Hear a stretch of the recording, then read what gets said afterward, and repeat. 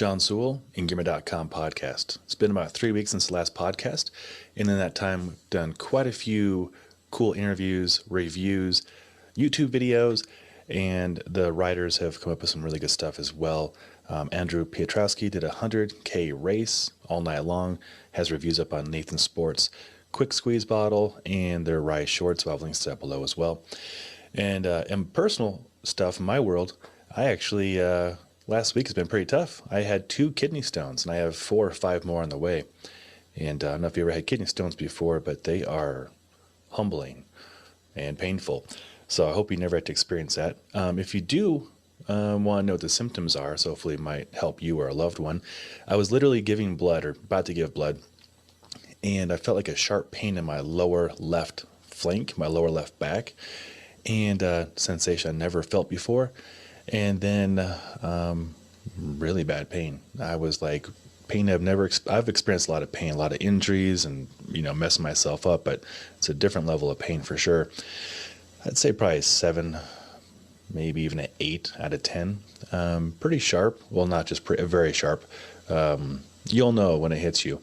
And what that is the stone being released from the kidney, and the kidney kind of spasms violently, causing a lot of pain.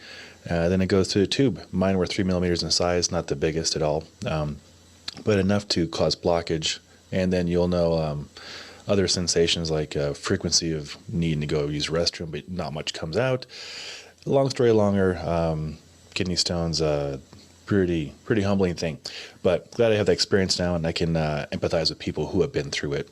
So yeah, fun stuff. But back to what we're up to as Engearment, as the reviews we have. Some of them, my favorite reviews actually were put up in the last 2 weeks. So let's try and cover those as best as we can. If I take the time to edit this video properly, I'll even put the video links in the YouTube video. So something to look forward to. Let's start off with Dometic. I've been teasing this review for about 100 days now. It is the PLB40 lithium iron polymer or phosphate battery. It's a super high-end battery, $850, and it's a self-contained unit with a controller, a solar controller built in. So I installed a 100-watt Renogy solar panel on top of our roof nest tent, ran the wires down directly into this battery, which is something that's probably blowing some people's minds right now, because usually it goes into a controller to regulate overcharging and voltage and all the things. But this battery is so intelligent that it has that built in. Something to think about. And then you can also charge it up at home via AC. Charge it up with a cigarette lighter for DC as well as solar panel DC. Outputs are DC output 12 volt, and then there's a 2-pin system that I've never used before, and a couple of USB chargers so you can charge your laptop, tablet, whatever you have that uses USB. And BLB 40, so roughly 40 hours of use for a larger appliance like the cooler that I'm testing out, and I have a review up as well. That is the CFX3 55 IM for Ice Maker. So I got that review up in video, I believe on Wednesday of this last week. So you can learn how that setup works, how I installed the solar panel, how I had the wiring going in, the pluses, and then one potential negative, being as we camp a lot in temperatures below freezing, like most of the time, the battery turns off or has an alarm that says turn me off at around freezing, so 32 to 40 degrees Fahrenheit. So that is kind of irritating, but my workaround was simply turn the battery off as the alarm tells you to, and then use the cooler in the ambient temperature. So I'll keep the cooler at 37 degrees. So if the battery turns off at around that temperature, I figure the cooler is at 37 ambiently anyways. That's the word, ambiently. And so have any issues keeping food and beverages cold and safe. So it's a pretty pricey investment, $850 for the battery, $1,100 for the cooler. But now everywhere I go when I'm camping, I start to notice more and more Dometic stuff. I was up camping last night, my friend Ryan Humphreys, and this person came down with a really nice setup on his TRD Tacoma. And of course he had a Dometic cooler in there. And so it's just cool to understand how these van life and overlanding setups work. And if you're curious about it, we have a detailed review and video up on YouTube as well. And of course on engearment.com for the write-up. All right.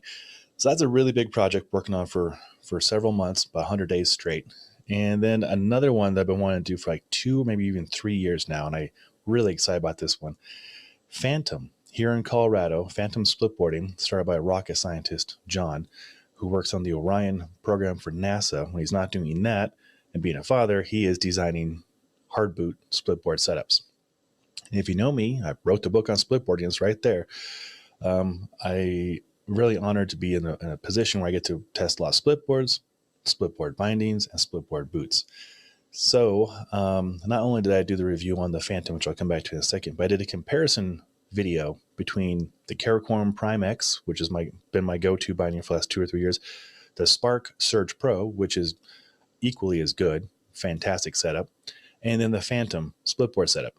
And I do the weights of each of the bindings, how they work, how much they cost. So it's hopefully a very helpful review for you splitboarders out there, especially if you're curious about hard boot setups or which setup to invest in. I know at the time of this podcast and video, most of the Spark and Karakoram are out of stock. So when they do come back in stock, budget accordingly for what you want. And then the Phantoms actually are in stock. So back to the Phantom review itself. So Phantom developed their own boot, their own hard boot. It's called the Phantom Slipper. It's a fun name. And so I've been really hesitant to try hard boots just because I've never used them before. And I assumed that hard boots, ski boots, are going to be really stiff and restrictive. And they usually are. And heavy, which they can be heavy too. So I went down to the Phantom shop down here in South Denver and tried on a pair of slippers and blew my mind. They were very comfortable. So I think the name Slipper is a pretty fun play on words there. And yet very supportive. So I went out touring a couple days later after getting the whole board set up.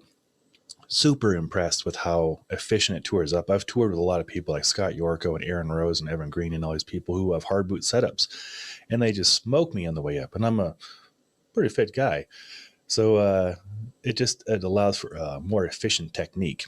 Then my concern was, okay, so that's great on the way up, which is most of the time. But on the way down, I really enjoy snowboarding. So on the way down, the boot was more pliable than some other splitboarding boots. Like there's some pretty stiff splitboard boots out there.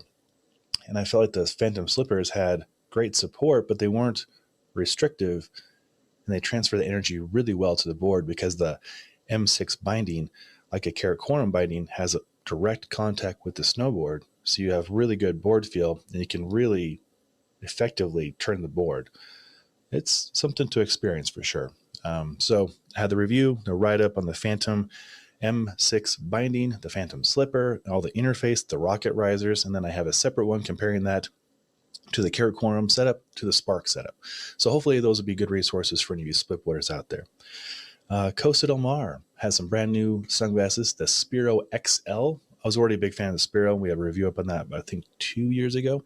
So Spearo XL is just basically 10% bigger. It's a wide fit. You'll see in the video I shot today for the Decathlon 2-second tent, which I'll get to in a moment, using those shades. And so you'll see them pop up more and more. They're really great coverage. And of course, there's the 580G polarized blue lenses, which is my favorite lens from them. Big fan of polarized lenses. That's no secret here. Benchmade. Oh my goodness. Yeah. So Benchmade sent over this like super knife. It's a Benchmade Bug Out 535-3 carbon fiber super steel knife. It's like $300. Really high end, in my opinion, very high end everyday carry knife. Got the review and the video up for that.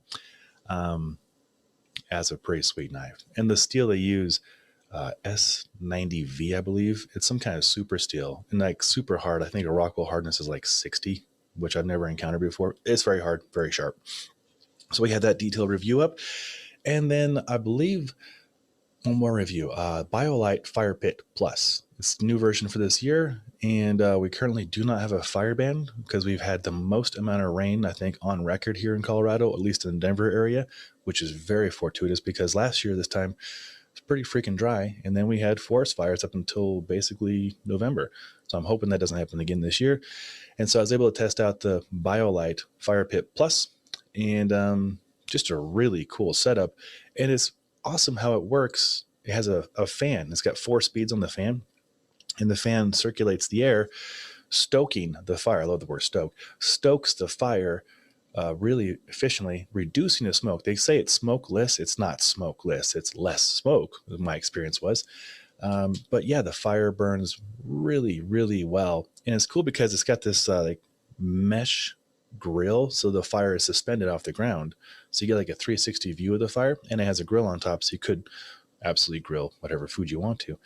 And on top of that, that wasn't enough. That fan has a battery pack, a USB port out, so you can charge your phone or whatever device you want to, headlamp or something. So that's pretty cool too. And boom, boom, boom. I think you're caught up on the reviews. I alluded to the 2-second tent. It's a funny name. It doesn't take 2 seconds. I mean, in a perfect world with two people, you might get up in 2 seconds. But I put together a video this morning when we were camping. It maybe takes 15 seconds, maybe 10 seconds for one person to unpackage it and pop it up. It's really interesting design. We've done the review the last 2 or 3 summers for the Decathlon Quechera 2-second tent, and this is the newest version. I don't even think it's out yet, so it might be the first video ever on this. And if so, that's pretty cool too. So basically what it is the same tent as before, the same height, 43 inches, same width, 57 inches, same length, 81 inches, which I think is too short for a person like me. I'm 6'1", so I definitely touched the head and the toes, especially on top of a 3-inch air mattress. But if it's for some teenagers, or if you're not as tall as me, or their kiddos, this is a great cost-effective tent, and it goes up with just 2 buttons. And then, of course, you stake it out. It's got a unique skeleton system, so there's no poles to put in there either. The poles are already part of the tent. It'll make sense in the video. So we have that up.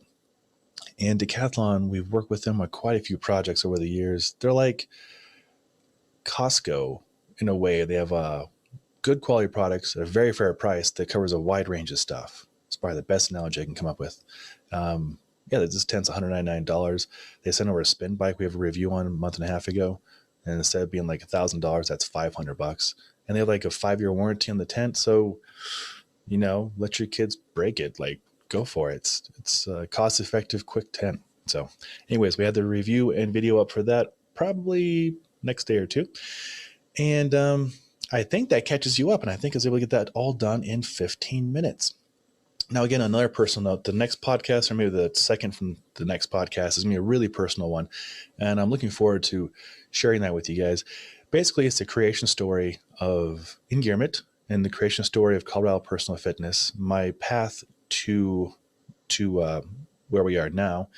And it's going to be pretty relatable for a lot of people. And it involves some hard lessons learned and the passing of my family and what I've learned from each one of those passings. And I swear to goodness, it's going to be a great episode. It's not all sad, but it's really meant to be inspirational and also give you some insight into who I am a little more.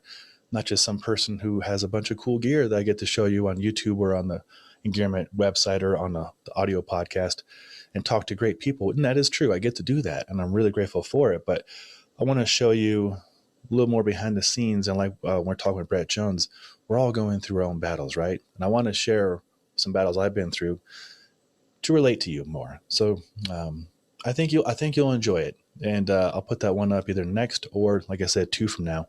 And hopefully you guys find that inspiring and a little more insightful into how we are, why we are, and how we are today, working with you, working for you. So hopefully this is an enjoyable one. Quick episode. Sean Sewell with Engearment.com. Hit me up with any questions, Sean at Engearment.com, or put some comments below on YouTube or wherever else you're listening to this. Till next time, take care.